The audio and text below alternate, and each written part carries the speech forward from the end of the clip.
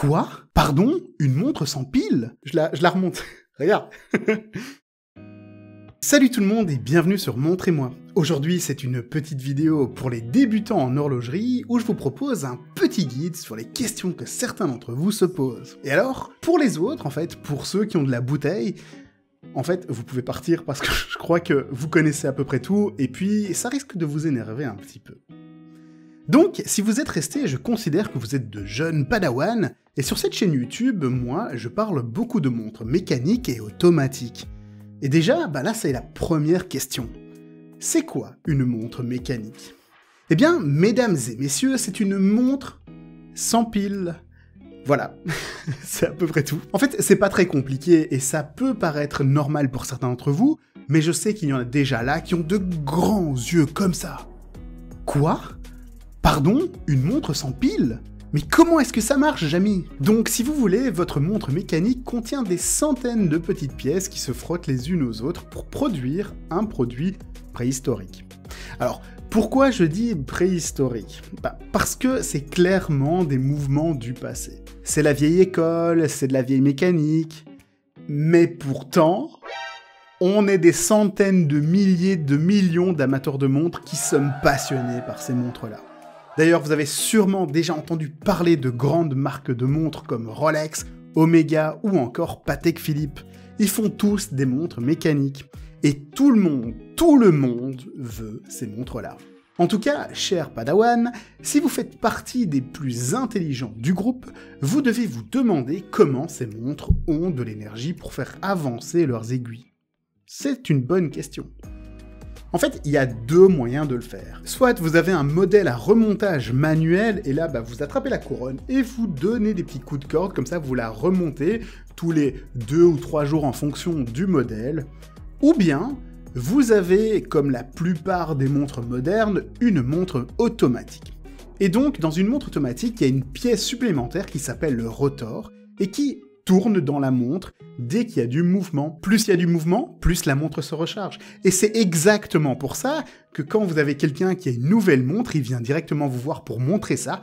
Regarde ma Patek, regarde, t'as vu? Je la remonte. Regarde. Non, en fait, je déconne, et vous savez très bien qu'il suffit de vous promener, de bouger, et automatiquement, la montre va se remonter, ce qui est absolument génial. D'ailleurs, franchement, vous trouvez pas que les montres automatiques sont vraiment trop cool? En plus d'avoir tout un héritage, une histoire de malade, des finitions qui sont au-dessus de tout ce que vous pouvez avoir en boutique, et vous avez en plus des centaines de petites pièces, des ressorts, de l'huile et tout dans votre montre, sur votre poignet, moi je trouve ça adorable.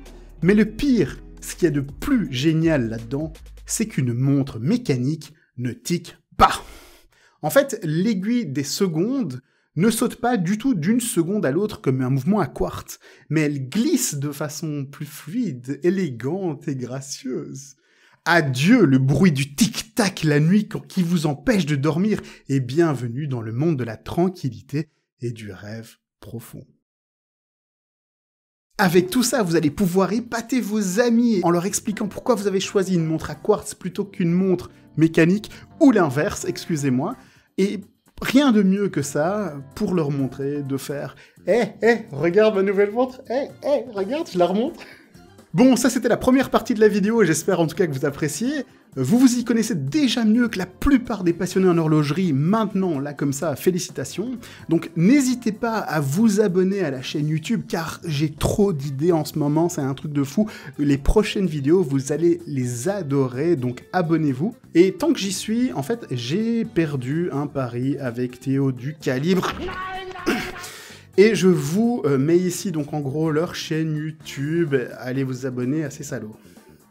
Alors, il faut savoir que l'autre soir, j'ai reçu un message très intéressant sur Instagram d'un gars qui s'appelle Hublot, c'est pour les rigolos, ou gigolos en fait.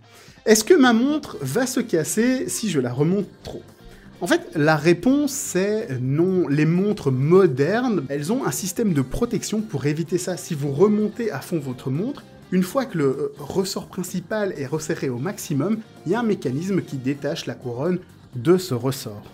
Par contre, pour les montres vintage, là c'est un peu plus compliqué. On n'a pas forcément ce genre de mécanisme, donc vous allez retourner la couronne et à un moment vous allez sentir que ça devient dur. Arrêtez-vous.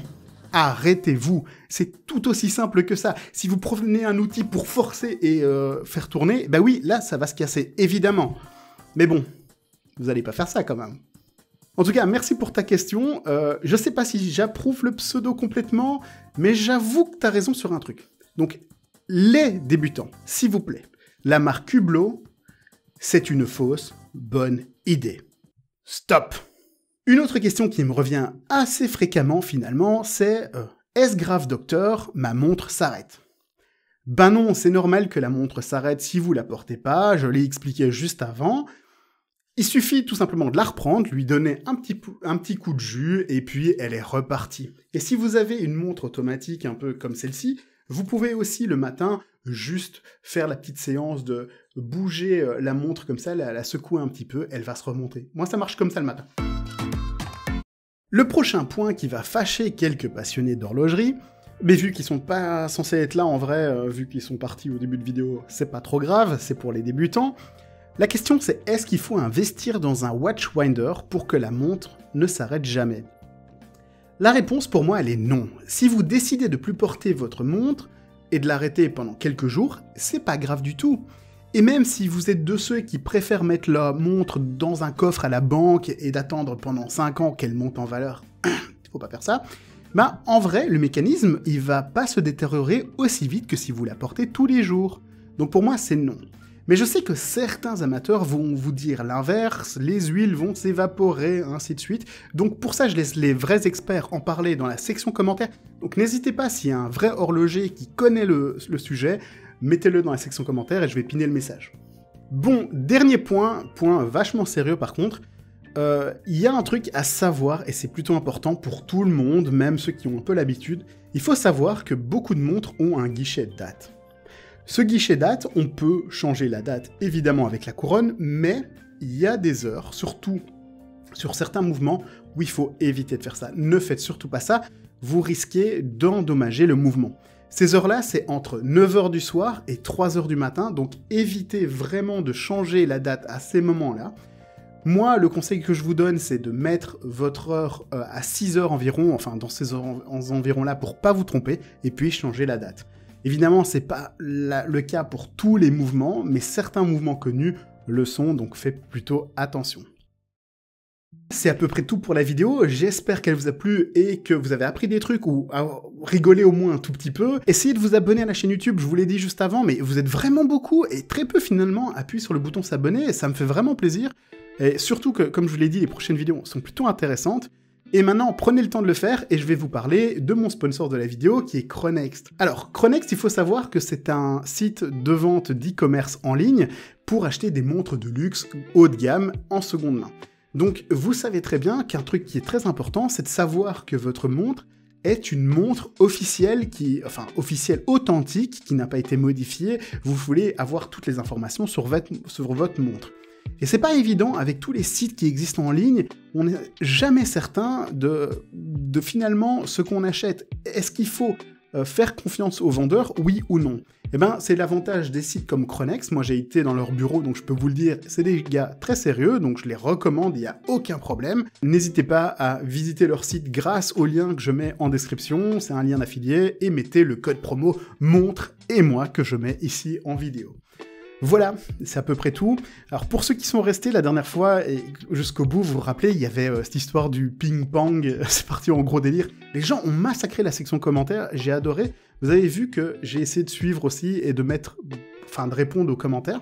J'ai un peu changé le décor. Bon, alors le décor est ultra simple pour l'instant, c'est pas incroyable, mais j'ai un nouvel objectif.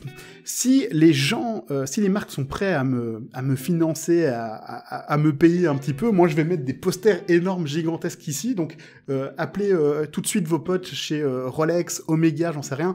S'ils veulent m'offrir une petite montre, je suis d'accord, hein, je leur donne mon mur, il n'y a aucun souci. Évidemment, je suis d'accord avec tout le monde sauf Hublot, ouais, c'est évident. Je vais pas vendre mon âme au diable quand même. Mais voilà, c'est à peu près tout. J'espère que vous avez passé une bonne vidéo. N'hésitez pas, comme la dernière fois, à balancer tout dans la section commentaires. Je suis là.